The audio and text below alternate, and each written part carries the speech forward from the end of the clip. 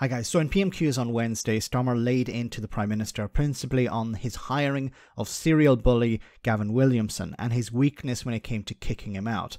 Williamson, the minister without portfolio, eventually resigned, saying that he had done nothing wrong, but his presence had become a distraction from government business. Pretty weaselly stuff. Starmer then moved on to bread and butter issues, the cost of living crisis, and how companies like Shell are making billions in profit while the Tory government refuses to impose a proper windfall tax. Have a listen to this part of the exchange. Mr. Speaker, the problem is he can't stand up to a run-of-the-mill bully. So he has no chance of standing up to vested interests on behalf of working people. Take Shell. They made record profits this year, £26 billion. How much have they paid under his so-called windfall tax? Just before we get to that, the windfall tax that the Labour Party pushed the Tories to implement, the Tories eventually, after refusing to impose one, eventually imposed a windfall tax. But there's a loophole in this windfall tax that allows companies, if they claim to be investing in extraction of gas or oil, they can avoid paying most of this tax. Mr. Speaker, I was Chancellor who introduced an extra tax on the oil and gas companies. Right, but he talks, Mr. Speaker, he talks about working people. The Right Honourable Member voted against legislation to stop strikes disrupting working people.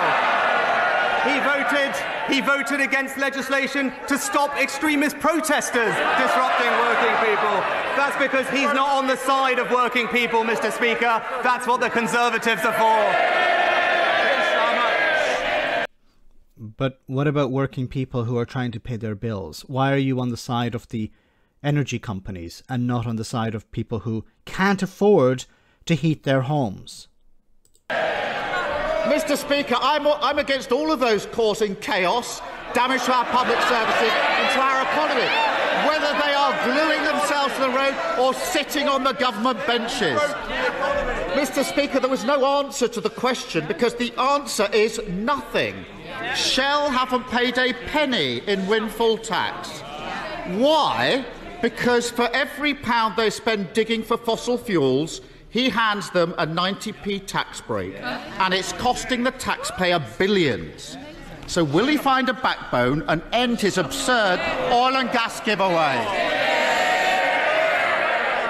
Well, Mr. Speaker, what the party opposite will never understand is that it's businesses investing that create jobs in this country.